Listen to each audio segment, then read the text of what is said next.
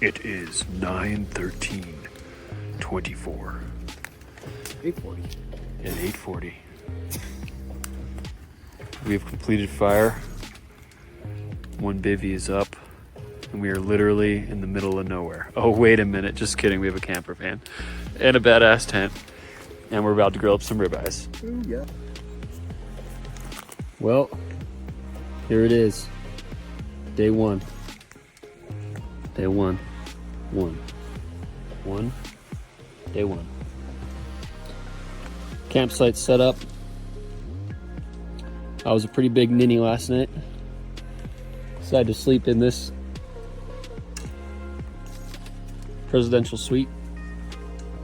Right there. But look at this campsite. I did. You want one? That's a good idea. Getting set up. Corey's shooting bullseyes at 40 yards. No big deal. Here's our shooting range. Got set up.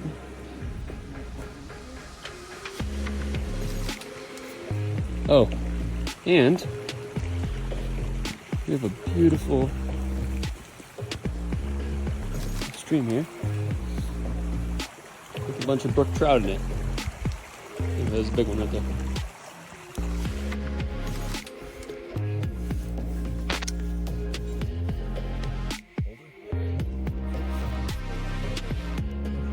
Flip around. There you go. Let's see.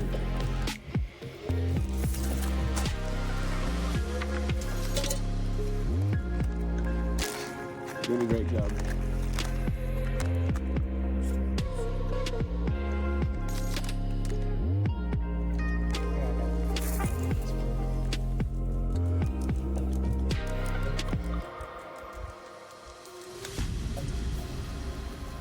Victory.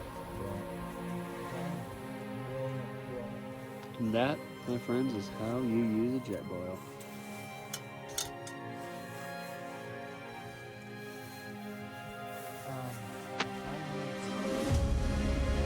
We just glassed the entire hillside. We just seen zero animals, nothing. But we did see some amazingly fresh shit, and that got our hopes up. So it's some good things. Actually, I probably should have taken a picture of that head I found. And this guy decided to almost lose his arrow for a grouse. I did lose my arrow. Oh yeah, he did lose an arrow for a grouse. And when I heard some cows calling, which I'm not saying they're birds, but they were definitely some cows. Could have been birds. That what happened is then these guys shot a log and scared it away. It's okay though, because we almost got a grouse.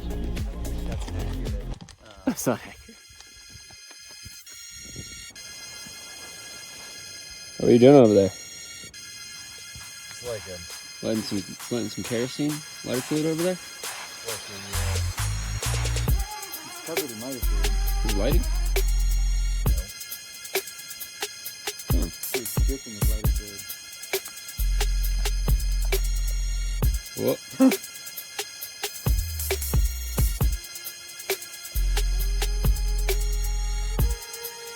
Now just throw that in there. Hold on, I'm gonna get it going good. Oh, you gotta give it like a football, you know?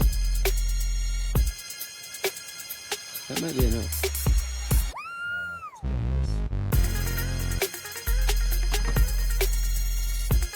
Come on.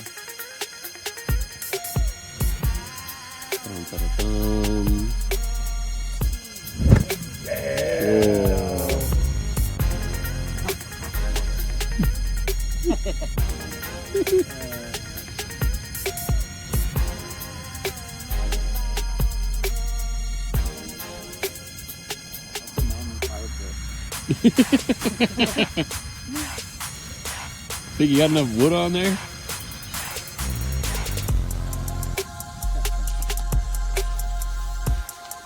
Oh, somebody did. Forest chicken.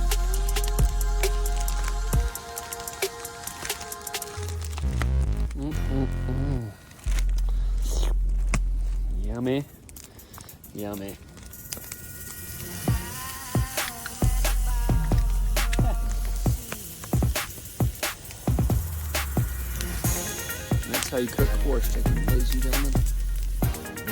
Rolling. That is All right, Dale. You pale ale. You American pale ale, you? Oh, yeah, look at that. And that just happened, folks. He didn't even mean to do that. Just the Dales are that fizzy. Quick! Somebody! There's a forest chicken on the log. Someone shoot it! Quickly, get it! Come on! Shoot it! Corey, come on! Hey, what's up, gang? Sam Young here. Just wanted to finish out that 2024 archery video. A little reflection. So it's now 4 months since the hunt. Definitely my first time hunting elk ever. Went to school in Montana, lived in New Zealand, and then I've just been hunting on Maui for quite a number of years now, focusing mainly on archery.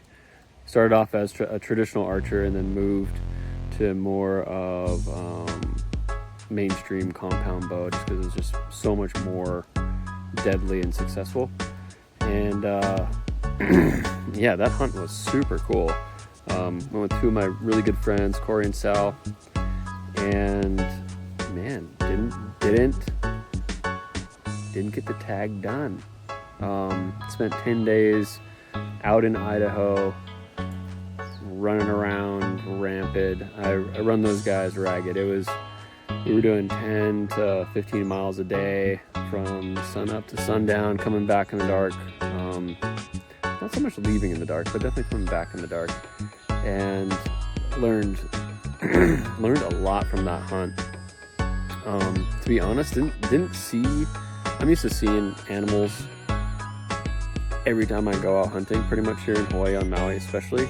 And there wasn't a lot of elk, to be honest, in the area that we were hunting. Not there should have been, I don't know. But they're huge animals compared to these axis deer. These axis deer are tiny.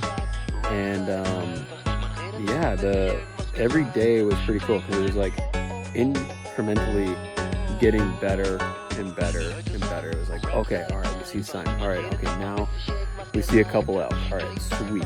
All right, now let me get into the 40-yard range. All right, cool.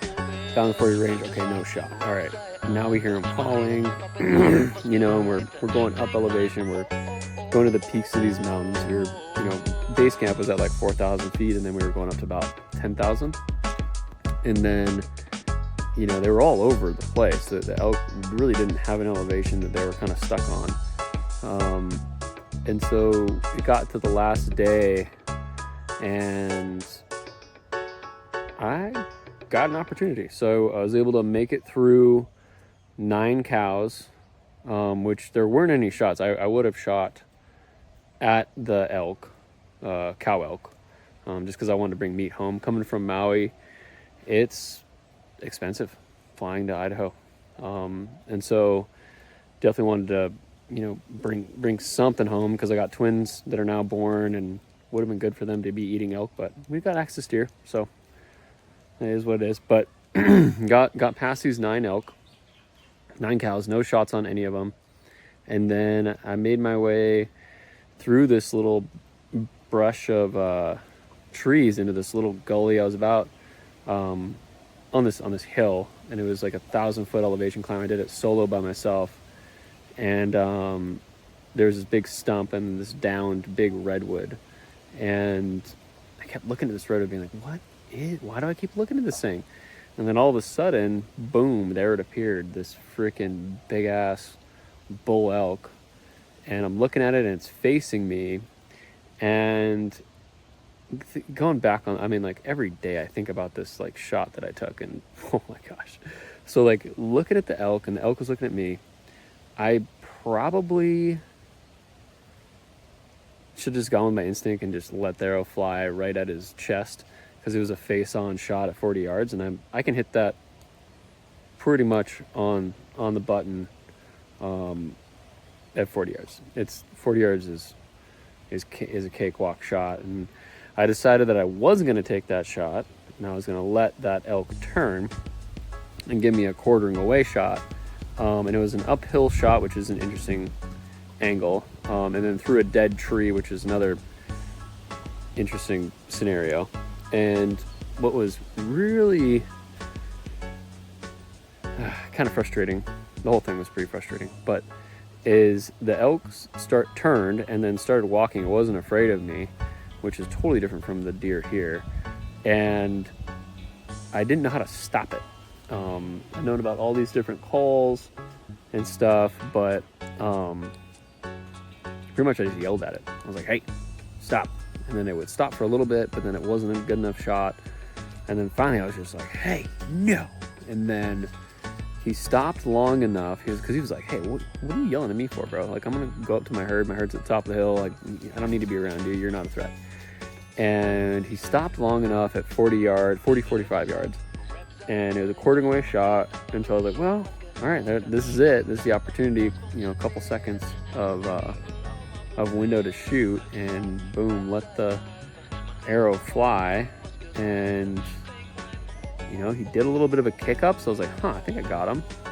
And then I was watching him, I was like, where's the blood trail? And didn't see the blood. And then, long story short, it was like 4 hours later, we came back to the spot where I had shot, and there wasn't any sign anywhere.